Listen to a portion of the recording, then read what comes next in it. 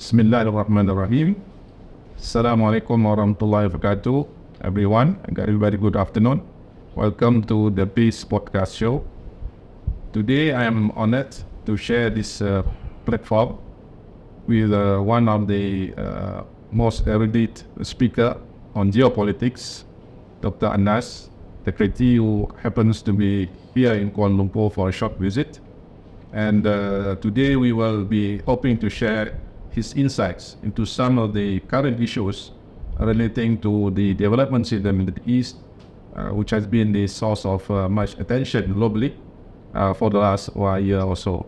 So welcome to our show, Dr. Anas. Thank you very much for having me. It's an honor and a privilege to be here on this podcast, and inshallah we'll continue this relationship in days to come, days, months, weeks, years, and inshallah. So obviously for someone of your exposure, the war in Gaza, which basically has gone on for more than a year now, and still we have not seen any end in sight. What is obvious to most of us, the ordinary people, is that Israel, as an occupying force, has clearly breached all rules of international law and engaged in what is clearly the most documented form of genocide in this century. However, despite this, its allies, notably the Americans, Britain, France, the Netherlands, Germany, and so on, continue to provide not only moral support, political support, and also military assistance to Israel, despite its clear evidence of the genocide in Gaza. The question which we Malaysians are burning to ask, very simply, is what is it that drives these nations to continue to allow Israel to continue its genocidal policies despite worldwide condemnation, even within their own countries? What do they hope to achieve? What is it that basically motivates them to continue to support such mass extermination of a population that is very helpless? Could you please enlighten us? It's a question that not only is asked in Malaysia, it's asked around the world, and many have tried to venture guesses or estimations as to what is it that allows these countries to actually to defy their own best interests, their own strategic interests.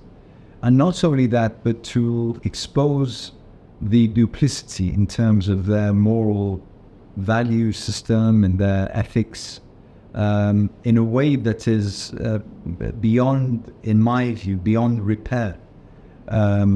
What drives these countries to flame an already raging fire? In whose benefit is served as such? So amongst the guesses that we venture is that Israel is simply one of a long list of settler colonial projects that the West particularly has harbored over the course of 300 years. And you can count the United States amongst those projects, you can count Australia amongst those projects, definitely South Africa, albeit we, by the grace of Allah, we saw the end and the destruction of that particular project. But now Israel is exactly that, the same. It's the replacement of the European of a particular land, for whatever reasons they may be. They may come in the guise of religion and faith, they may come in the guise of economics and geopolitical access, whatever the guise, but the project is the same. So in a way, you could say that this is simply a continuation of how the West continues not only to survive, but to expand its authority, expand its reach, control further access points to the world. Now that's one explanation. The other is that there is, and for now, probably 10 centuries, this confrontation, a civilizational confrontation between the Muslim world in general, which is slightly a loose term, but we know what we're talking about, and the West. And this confrontation demands that Israel be planted at the very heart of this Muslim construct, Muslim state, if you wish, Muslim entity, in order to weaken it. And that's why the West is so adamant that despite its best interest, that support for Israel is infinite. And we see how time and again, this support is actually in defiance of the best interests of these countries. Yet it seems that they're going ahead absolutely. So the exact reason may be lost on most people, and by the way, may be lost on most people in the West itself as to why I have contacts within establishments, whether it be in London or in Washington, and they are as baffled as I. They are as bemused as I. But unfortunately, this proceeds unrelenting.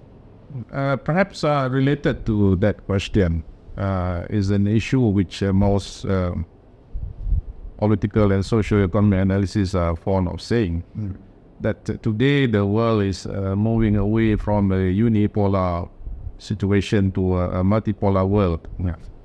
In other words, countries, especially in the global south, are looking to move away from the dominance of established northern or Western countries, which basically control and exercise their hegemony over the south.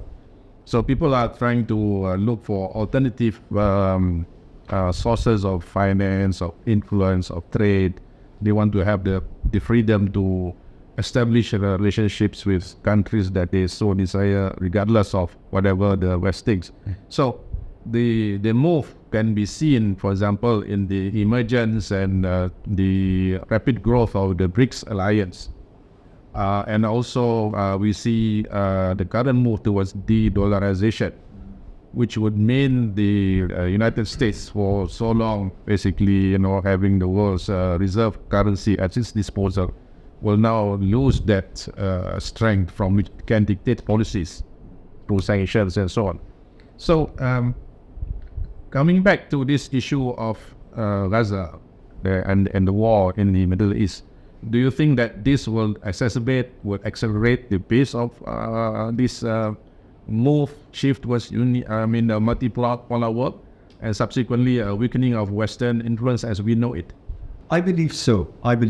And obviously this move from a unipolar to a multipolar world, I think we are already there, but not to the absolute realization of this multi-power existence. Meaning that China, whilst being a major, probably the major economic powerhouse on the global scene, still isn't figuring on the cultural element of all of this. You see, the power of Britain, the power of the United States is not necessarily in terms of their financial clout or in terms of their military arsenal and access points around the world, which, by the way, is quite formidable.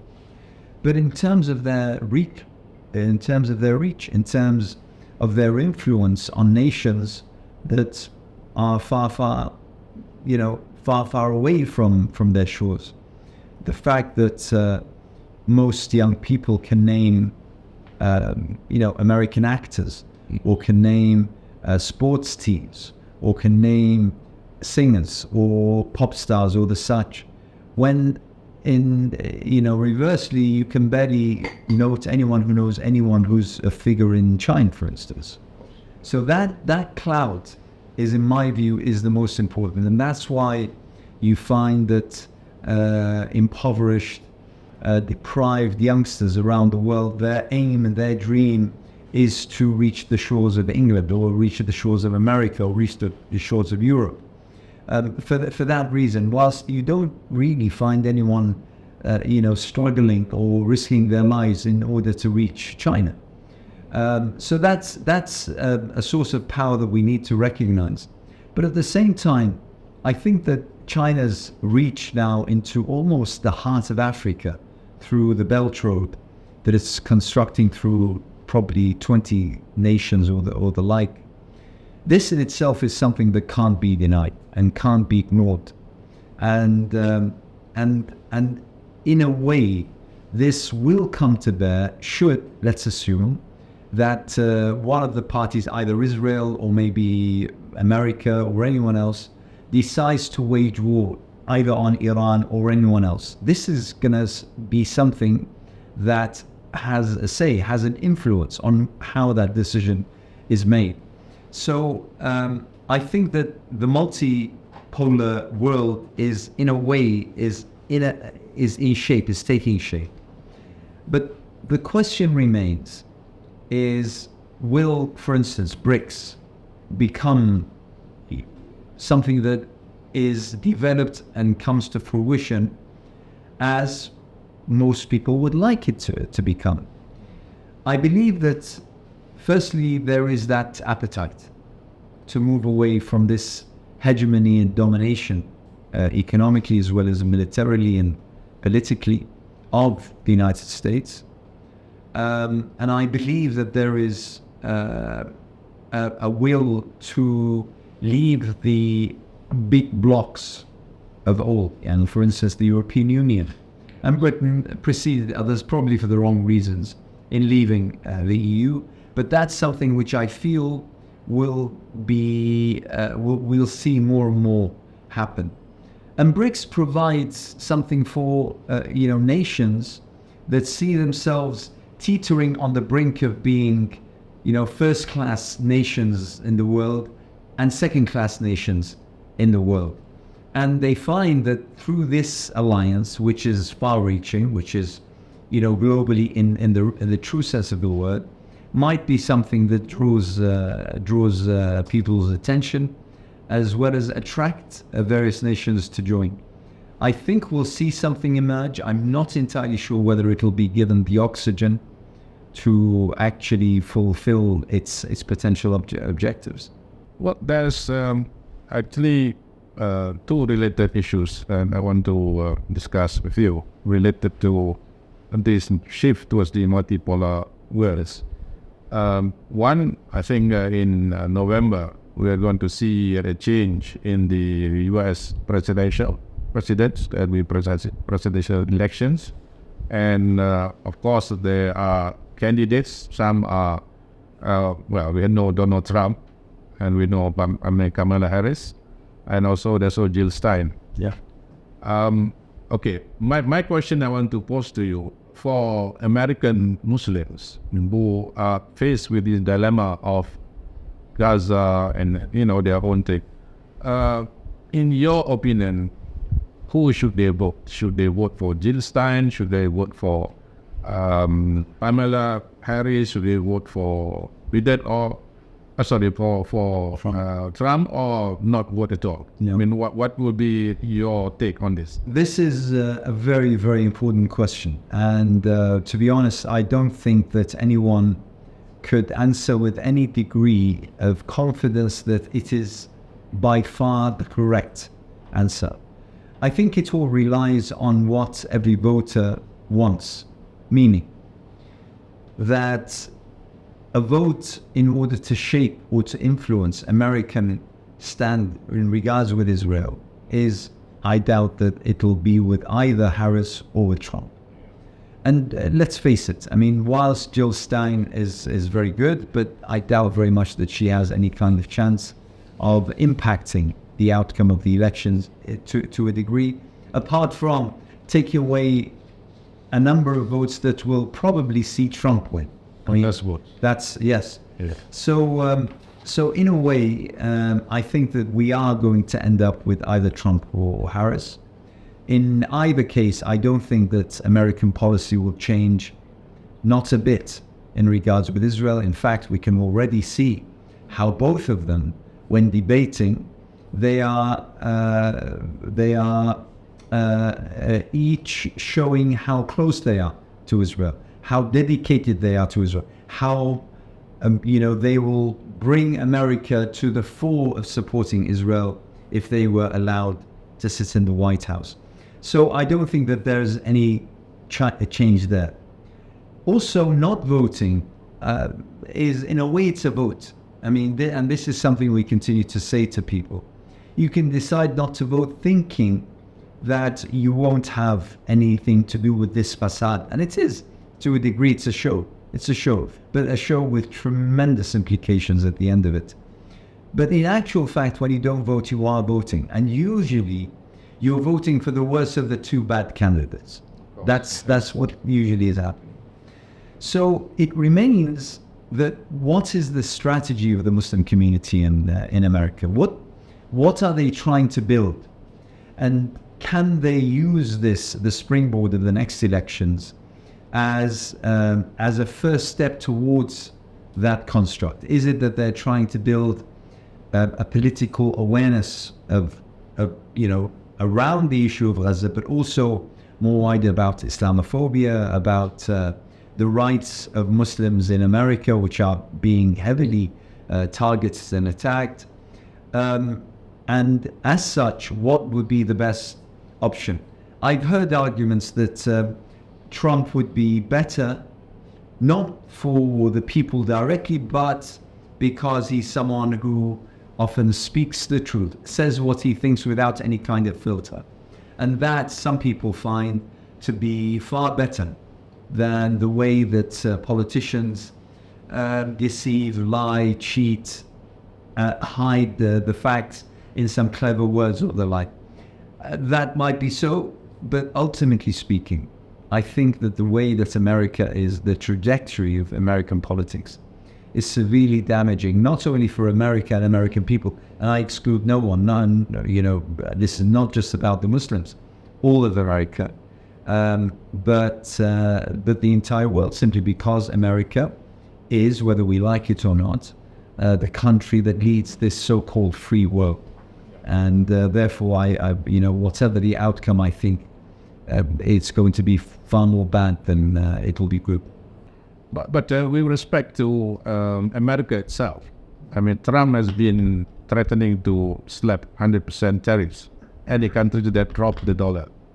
So, I mean, from that perspective, I mean, he would be bad news for America, wouldn't he, as president? Of course. Trump is bad on several levels.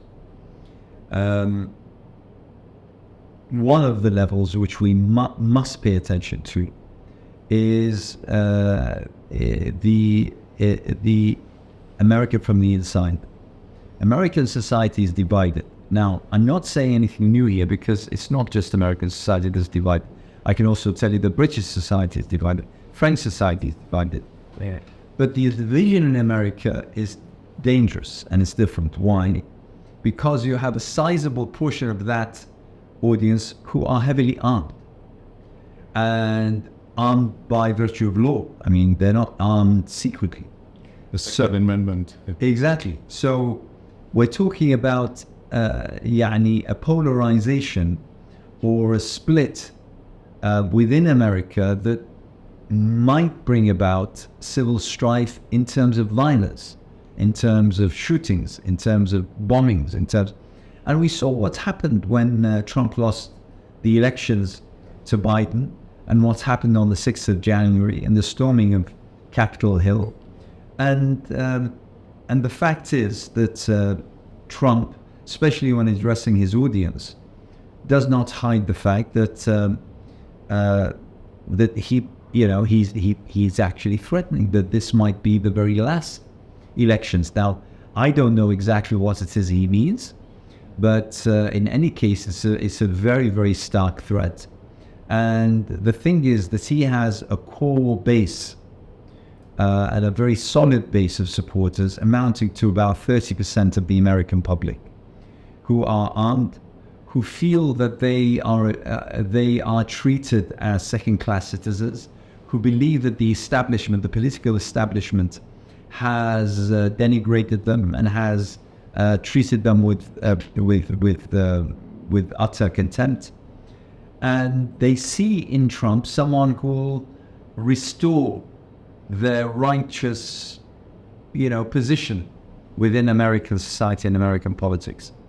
So you have people who don't have, generally speaking, who don't have, let's say, much riches in terms of education and intellectual capacity.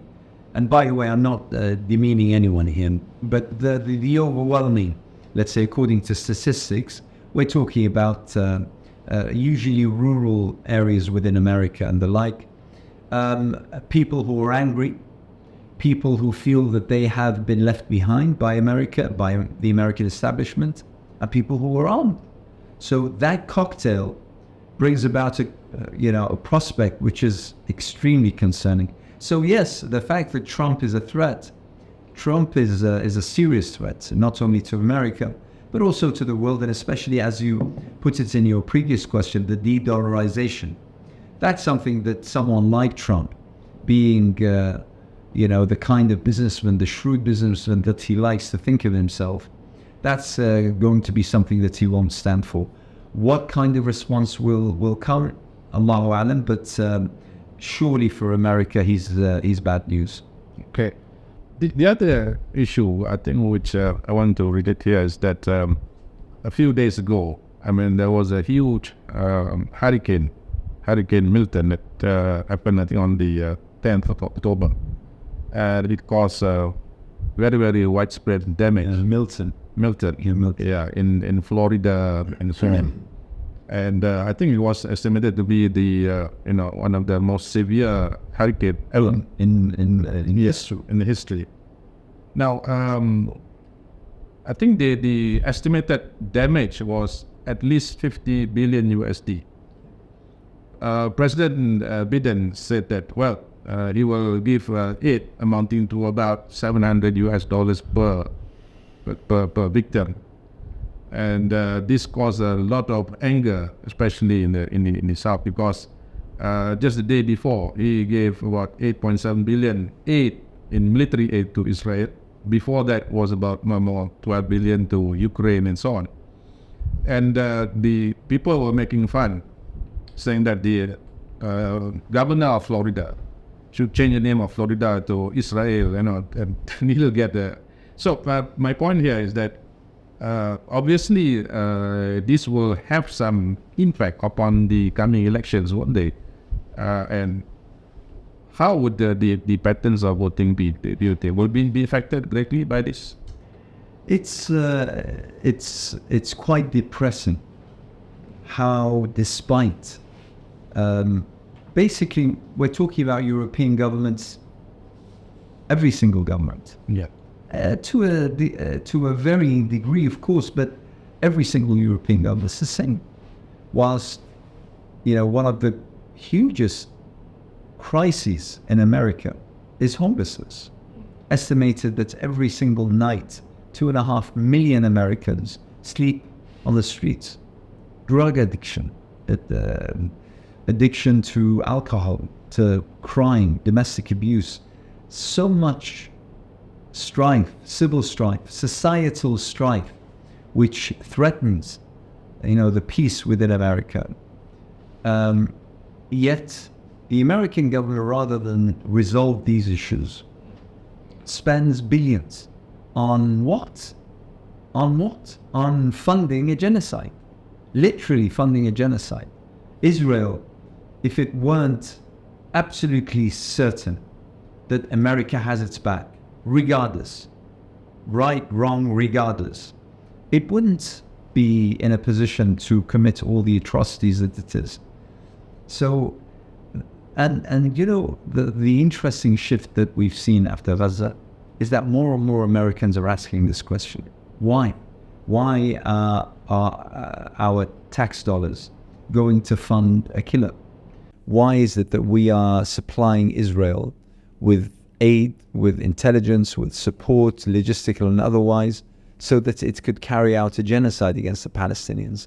Why is that? Yeah. Why aren't our hospitals why isn't our medical system and healthcare system being funded?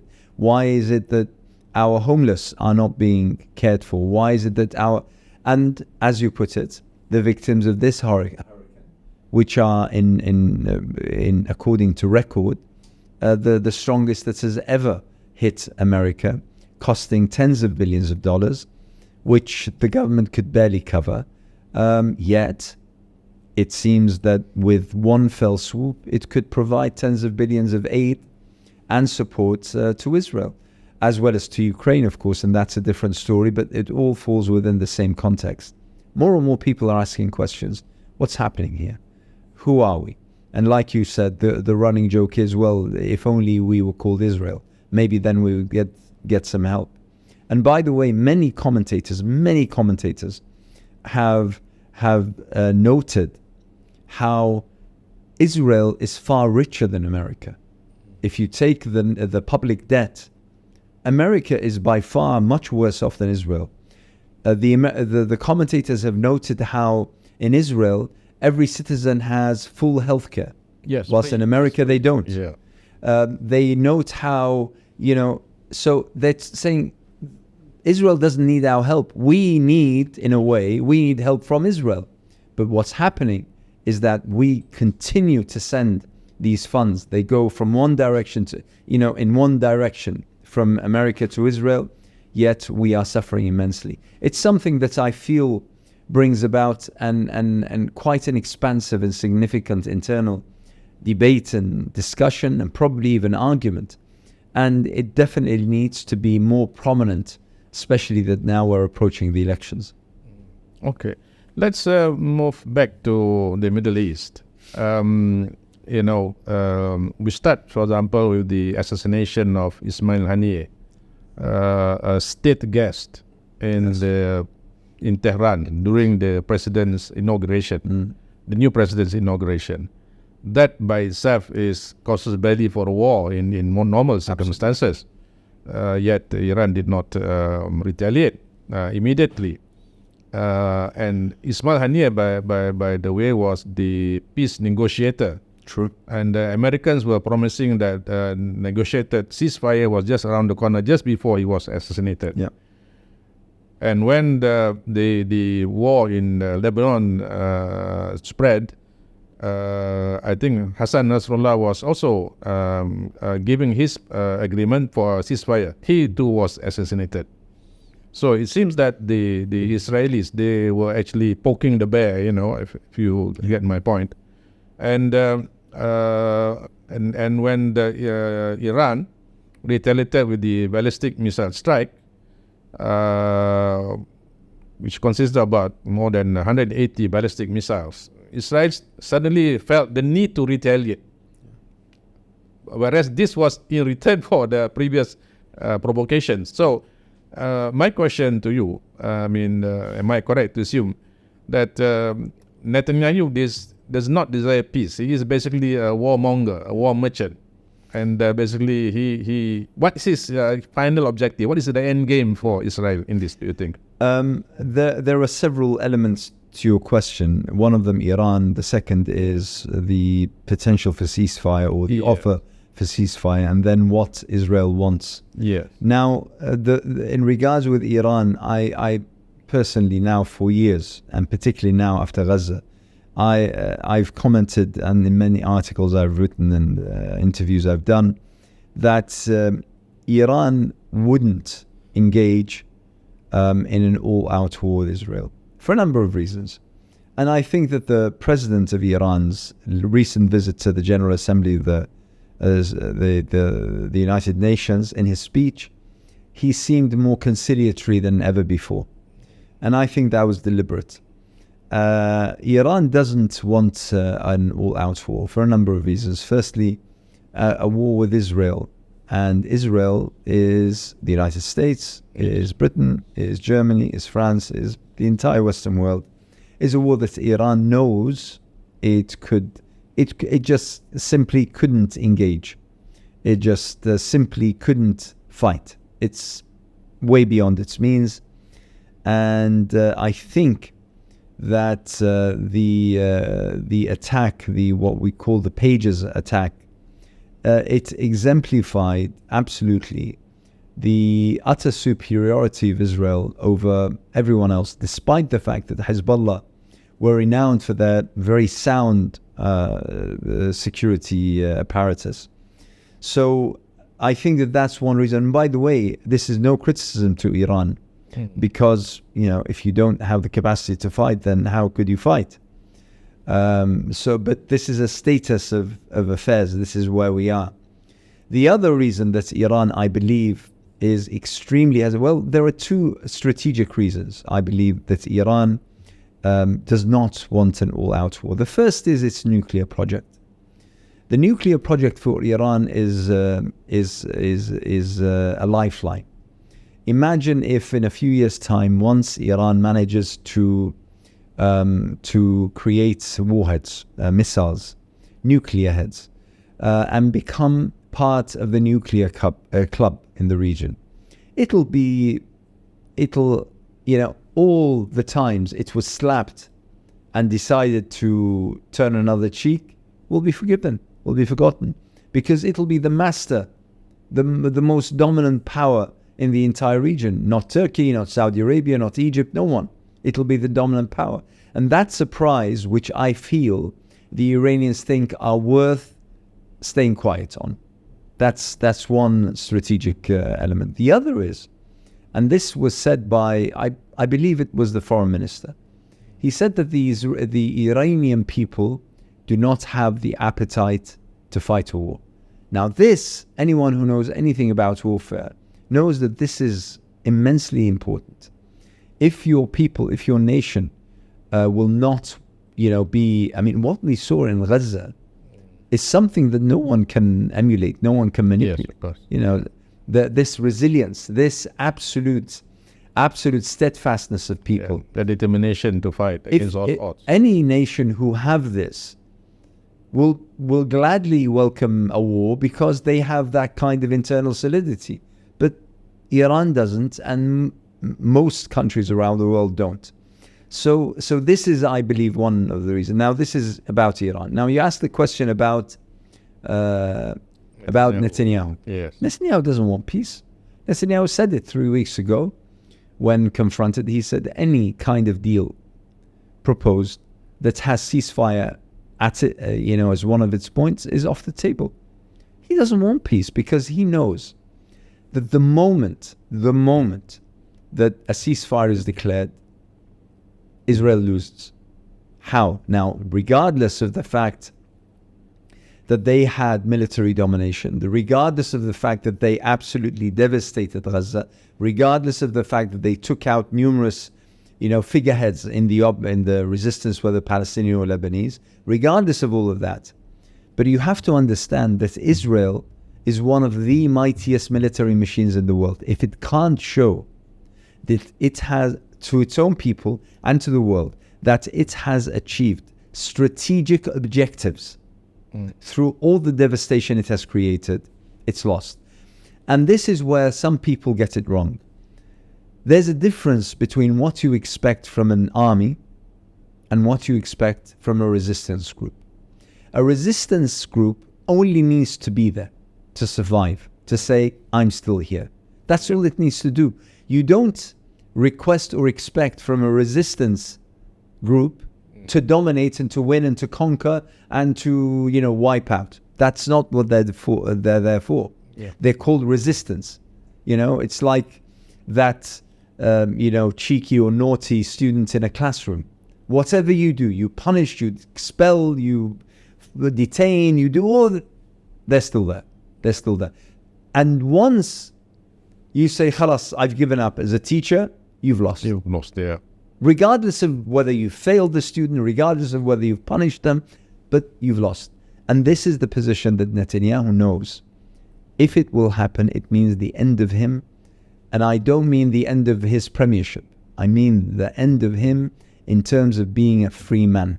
He'll be imprisoned. Yes. He'll be taken to court. He'll be disgraced by his own people as well as by the entire world. He's facing a corruption case, by the way. Several, by the way. There are several cases, and some of them, as some legal experts tell me, are ironclad. Yani khalas. Yani it's just a matter of time, and it's just a matter of how long he'll spend in prison. So this is something he's trying to avoid at any cost. In regards with Iran, what he's trying to do, and you're absolutely right in using the term provoke, he's trying to poke it in the eye in order so that Iran comes all out and maybe attacks Tel Aviv, kills some civilians and the such. Israel will then call upon America, call upon the West. Now the war is on, and the thing he wants is for America, Britain, Germany, and France to send their troops, to send their fire jets, to send their missile launchers to the area in order to wage an all-out war against Iran. That way, he will satisfy his political ambitions, and he will create the kind of carnage that he sees, he believes. Netanyahu, by the way, is not a religious person in terms of, him being abiding by Judaism or the such. Yeah. What he is, however, is someone who believes that he is specially sent to save the Jewish people. So he acts in a way almost godlike. The way that he speaks amongst the Israelis is that he is their savior. And he believes that. But he needs to prove himself. And therefore, when he stood before the UN and raised the map between the Nile and the Euphrates, including Mecca and Medina, that was deliberate. That wasn't just a show. That was deliberate. This is what he believes. And this is his ambition. So an all-out war would see that coming closer to realization and fruition. Coming to the point you just raised just now, very interesting. The fact that the map that he raised, was basically to the east of the Nile and to the west of the Euphrates, and including, all those Gulf countries down to Mecca and Medina. And I think the Israeli Defense Forces also have on their epaulets, the map showing the exact thing. So this Greater Israel concept is actually alive and kicking. It's just a matter of when they are transiting from, Israel to Gaza, West Bank, and then going downwards. My question is, this is not a secret, and many of these Gulf countries, Jordan, and so on, they are quite aware what the final sort of end game of the Zionists are. Yet, we find that in the current conflict, these same countries are the one that is also facilitating Israel to survive by providing them, transport routes and shooting down missiles and so on and so forth. Don't they realize that they are actually feeding the tiger that's eventually going to eat them? What's your comment? The status of the Arab regimes, and I differentiate between the regimes as well and the people, but the Arab regimes, their status is pathetic, and it's very depressing, and it's very sad, and it's humiliating. It is as though they have surrendered, but they can only show their power on their own people. So they continue to dominate, they continue to be oppressive, they continue to lock people up, to execute them. But when it comes to showing any kind of tooth, in front of Israel, they sort of are totally submissive. Yeah. You need to understand that this is as a direct result of how these Arab countries were born, how they were established. We have invariably every country, every Arab country, we have Independence Day. There is no independence in those Arab countries. These countries were established by virtue of a pen and ruler held by the foreign ministers of France and Britain in the late, in the early 20th century, in which they carved up this region. And then they pushed Sharif Hussein to do what they call now the Grand or the Great Arab Revolution, in order to become independent from the Ottoman Empire. And therefore, the very birth of every single one of those countries, every single one, and I include no one, every single one of those countries is a stillbirth, is a birth with a huge question mark looming over the heads of those in the helm of power, and that is the question of legitimacy. Who brought you about? And most of those countries were given to families, such as, the Gulf countries, and they were given to families, and you do with those countries and the riches and the oils and the whatever as you wish.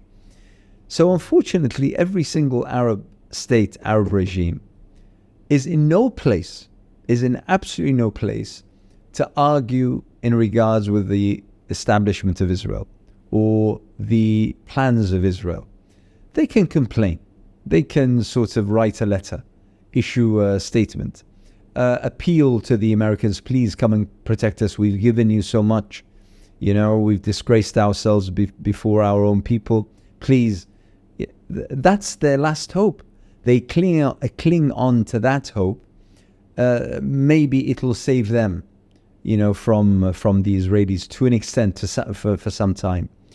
So it's unfortunate, even when we come to talk about Iran, there are many who criticize Iran. And I'm one of the critics of Iran, especially its role in Iraq and Syria. But at the same time, I can't deny the fact that out of everyone else, it was only the Iranians who tried to quell the Israelis. It was only Hezbollah who tried to do its bit in terms of, regardless of our reservations, in fact, our condemnations of their atrocities in Syria and Iraq and elsewhere. So it's the status of the Arab countries, the Arab governments, the Arab regimes is disgraceful. It's disgraceful. And unfortunately, I have to admit, I don't see, it reminds me of how Al-Andalus fell. It reminds me of that when, the last standing emir would hope that somehow if he gave, the Isabella and Ferdinand, if he gave them something, if he gave them the last thing that he had, then maybe they would leave him in power. Yeah. And yet they all fell, absolutely disgraced. And unfortunately, I can't help but invoke that memory when looking at the Arab countries, thinking, what are they waiting for? But we've seen this before. It's happened before. When you don't have legitimacy, when you don't have the backing of your people, when you don't have the authority of the ballot box, for instance, where people have actually voted you in and stand by you, you have nothing. You can only turn to the Americans or turn to the Europeans to help you and assist you. But as many have found, that counts for almost nothing whatsoever. Okay. Lastly, I'd just like to share, or get your opinion. We've seen the news emanating from Gaza. At times is very traumatic. At times it's very, sad and, gives you nightmares, But perhaps there might be some positive thing that might emerge from that, which could be actually of use to us in our efforts to rectify the situation or to make some changes to the way that we interact with the global world and so on. Can you share with us your insights into what we can learn from the lessons of Gaza, please? I have just arrived from Australia, where I had a lecture tour and I spoke at many audiences. And towards the end of my visit, I felt that I needed to present something different because, I was saying, almost 50,000 shuhada, almost 120,000 wounded, so many hospitals, so many schools devastated. So all these figures that we now know. So I decided to flip it and to say, what has happened in Gaza is that the world was shaken into becoming awake. What has happened because of Gaza is that we now have the opportunity to ask serious questions of what the West stands for, of what the dominant powers really have. Gaza has caused people to understand that their existence is not merely to eat, drink, and possess the latest technology or the like, but there is a deeper meaning to life. Gaza has shown the duplicity, the double standards, the hypocrisy of virtually every country around the world, every regime around the world. In fact, it's shown the duplicity and the double standards of the international community, as we call it. Gaza has shown the real face of what we call Western civilization. Gaza has exposed that those who stood or claim to have stood with democracy have none. Those who claim to stand for human rights do not. Those who claim to support women's rights lie. Those who claim that the sanctity and protection of children is the most noble, they lie and deceive.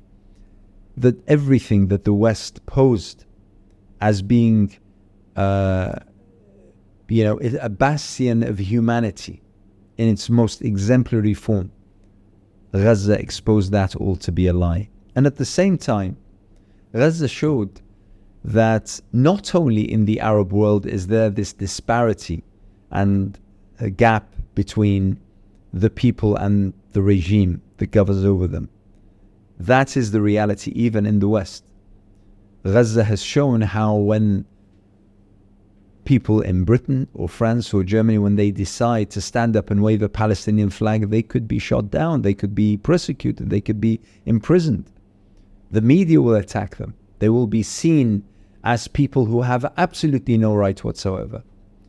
That is something which I believe leads the world into one path only, and that is to decide that this system under which we live and the world is governed needs to be rectified, that morality needs to be restored to our governing of the world and how we see the world.